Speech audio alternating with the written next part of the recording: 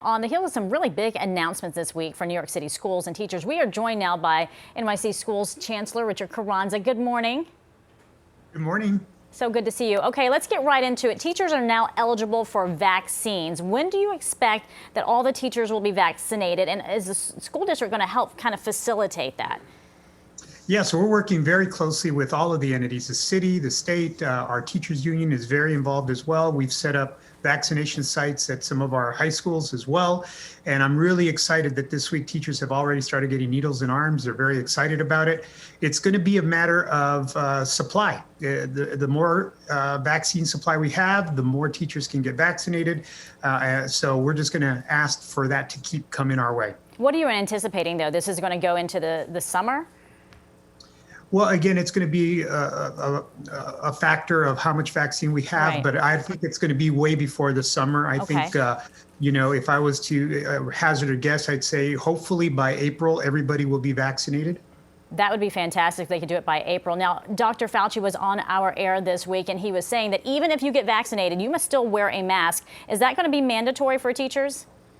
Absolutely. If Dr. Fauci says that's what it is, that's what it's going to be. As from day one, we've listened to the medical experts, and that's why we've kept our schools so incredibly safe. So we're going to keep following whatever the medical experts tell us. If they say wear the masks after the vaccination, we're going to wear masks. All right. Well, speaking of safety, let's talk about in-person learning. President-elect Biden says he wants a majority of students in class in his first 100 days in office. Mayor Bill de Blasio announced a return to 5-day in-person learning. So help us understand how you got here, because it's quite a big deal. You have 860 of your 878 New York schools offering some form of 5-day-a-week in-person learning. Yeah, we know that in-person learning is the best way for children to learn, especially our most vulnerable children, that many of them have regressed in remote learning. So we've pulled out all the stops. Obviously, all of the safety has been very, very important. But we also, if you remember, in November, we gave a deadline for parents to let us know if they were going to actually come back to in-person or not. We took a little heat about that, but that helped us to actually be very clear about who was coming. And because of that, we were able then to offer more days of in-person learning to those that had already decided, yep, I'm going to come to school in person. So in reprogramming our schools based on that information, we've been able to give in-person learning more days of the week for families that have already decided, yes, I'm going to come back in person. But how are you balancing that with what we're hearing is a teacher shortage?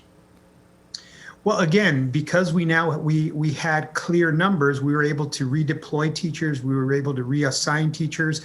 Schools were able to reprogram their buildings so that teachers that were in person, and perhaps there weren't that many students in person, could then do remote because there was some segment of the school population that was still remote. It allowed us to really get our arms around the entire system and organization, and that ended up giving us some real opportunities to utilize the staffing that we already had. All right. So I want to ask you this too, because if we're not in this post-holiday surge and cases do continue to spike, is there a chance that the schools will return back to that virtual learning? So, I mean, we're still on this roller coaster here? Mm-hmm. Well, as we've seen with this entire pandemic, there are lots of twists and turns, and it makes it very difficult for all of us. So again, we're going to follow what the direction is of the medical experts, but also what the governor is saying, what the mayor is saying in terms of where we are. They get to make the decision about whether they, clamp down tighter or they open up and give more opportunities. The one thing that all New Yorkers can do is to continue to follow the safety advice. Wear your mask, hand sanitizer, social distance, don't go out if you don't need to. That's the one thing that everyone can do to help keep our schools open and hopefully very quickly open up more of our schools. And congratulations, because the graduation rate is at an all-time high. We understand 78%. That is fantastic. But I got to shift gears because we're almost out of time. I want to talk about your decision to end the Talented and Gifted program, because a lot of people have spoken out about this. Why did you decide to do that, and how are you going to be able to, I guess, really focus on children as well who do have, an excelled ability when it comes to their education? Yeah, so Betty, we're not ending the Gifted and Talented. We announced that this year families have planned for, the Gifted and Talented test. So we're going to administer it this year, but it's the last time we're going to administer it.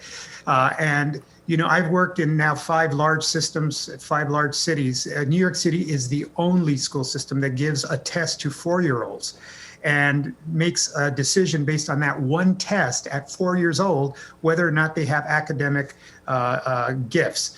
No one else does that. So what we're going to do is we're going to use this year to engage the public, but to actually look at the research, look at what the best practices are, and then truly design and pivot our system to serve intellectually gifted students in a way that's aligned to what the research says, and not put them in a program that separates them from other kids, which is what we do in New York City. So we're not ending it. What we're doing is we're pivoting to best practices. So you're ending what we know of it as we've known in the past, and you're modifying it and changing it in the future. But part of that, I understand, is going to be a mixed classroom. And is that more like a Montessori kind of model? Well, Montessori is one example, but it's not the only example. There's a lot of ways of really supporting intellectually gifted children where you don't segregate them out. So that's more of what we need to have a conversation with the public about, because right now there is a mental mind shift that needs to happen because people only think of gifted and talented. Yes, I understand. Very quickly, I know we're out of time, but if you eliminate the single test, how can you truly tell who is gifted? Because a lot of this relies on the extracurriculars, and right now in a pandemic, there are no extracurriculars. Oh, we need a whole show for this, Betty. There are so many ways. I will ask when you guys wrap. More than a test. In fact, in spite of tests. So there's just a whole bunch, and that's part of why we're excited to have this conversation with our community. All right. Well, we are looking forward to talking to you more about that, because it definitely is a hot button issue. Chancellor, thanks so much. Hopefully, I see the guitar behind you. Hopefully, one of these days when we're back in person, you will actually be able to play that here in studio for us. I'd be happy to. I know you said you've been really playing it a lot during this pandemic, and we appreciate all that you bring to the stage here, and what you coming on the show as always, being a friend of the show. We appreciate that. Thanks, Betty. Be safe. You too.